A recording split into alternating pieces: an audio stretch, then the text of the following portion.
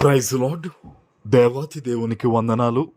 ప్రభు నామమున మీ అందరికీ నా ప్రత్యేకమైన వందనాలు, శుభాలు తెలియచేస్తున్నాను. ఈ దినము కొరకు ఏర్పాటు చేయబడిన దేవుని వాగ్దానము యెషయా గ్రంథము 41వ అధ్యాయము 17వ వచనము. యెహోవా అను నేను వారికి ఉత్తరమిచ్చెదను, ఇశ్రాయేలు దేవుడైన నేను వారిని విడనాడను. దేవుని నామానికి మహిమ కలుగునుగాక.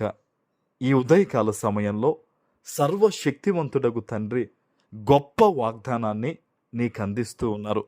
ఆయన అంటున్నారు, యెహోవా అను నేను వారికి ఉత్తరమిచ్చెదను.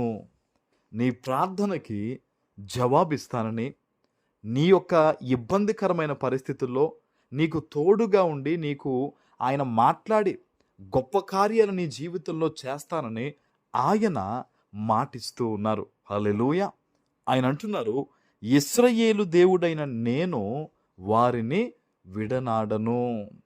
ఈ మాట బహుశా కొంతమంది మనుష్యులు మనతో చెప్పొచ్చు, నేను మీకు తోడుగా ఉంటాను, జీవితాంతం ఉంటాను, ఆపదలో పక్కనే ఉంటానని ఎంతోమంది చెప్పిన వారు కష్టకాలంలో మన దరిదాపుల్లో కూడా రారండి. కానీ ఆయన చూడండి, దేవుడు చెప్తూ ఉన్నాడు, ఇశ్రాయేలు దేవుడు అనే ఒక పదాన్ని దేవుడు ఇక్కడ చెప్తూ ఉన్నారు. అంటే ఈ మాట ఇస్తుంది ఎవరో తెలుసా? మనలందరినీ సృష్టించిన దేవుడు ఆయన ఘనతతో మాట్లాడుతున్నారు ఈరోజు. ఇదిగో యెహోవా నను నేనే ఉత్తరమిస్తాను, ఇశ్రాయేలు దేవుడైన నేనే విడనాడకుండా తోడుగా ఉంటానని ఆయన ఈరోజు నీకు బలాన్ని ఇస్తూ ధైర్యం చెప్తూ ఈ వాగ్దానం ఇస్తున్నారు ఆయన. హల్లెలూయా. దేనిని బట్టి నీకు ఇంకా చింత? దేనిని బట్టి ఆలోచిస్తూ ఉన్నావు? సంతోషించాల్సిన దినం ఈరోజు. దేవుడు నీకు ఉత్తరం ఇచ్చి ఆయన నీతో ఉండి నిన్ను బలపరుస్తానని ఆయన మాట ఇస్తున్నారు కాబట్టి నువ్వు భయపడాల్సిన దినం కాదు, ధైర్యము తెచ్చుకుని ముందుకు అడుగు వేయాల్సిన దినం. హల్లెలూయా. ఎందుకంటే తనకు ప్రార్థన చేసేవారిని, నీతిగా యథార్థంగా జీవించేవారిని, తమ వలె తమ పొరుగు వారిని ప్రేమిస్తూ దేవుని వాక్యాన్ని నెరవేర్చేవారిని దేవుడు విడిచిపెట్టడండి.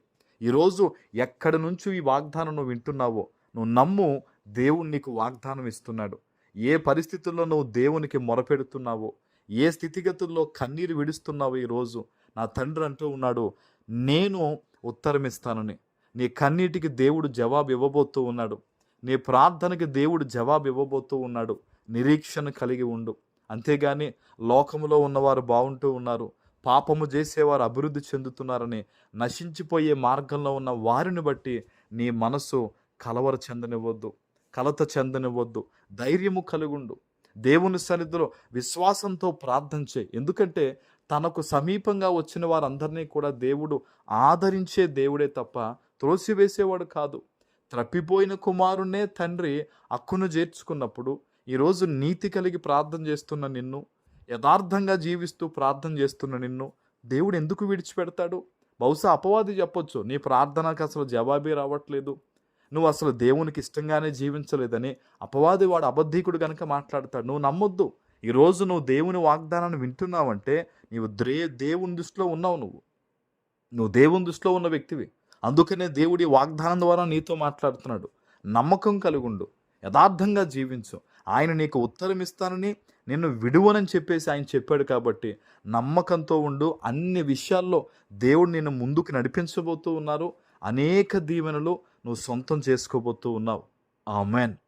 ప్రార్థన చేసుకుందాం.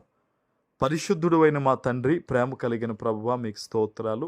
ఈ ఉదయకాల సమయంలో మీరు ఇచ్చిన గొప్ప వాగ్దానము ప్రతి బిడ్డ జీవితంలో నెరవేర్చి స్థిరపరచమని యేసు నామమున ప్రార్థిస్తున్నాను తండ్రి. ఆమేన్.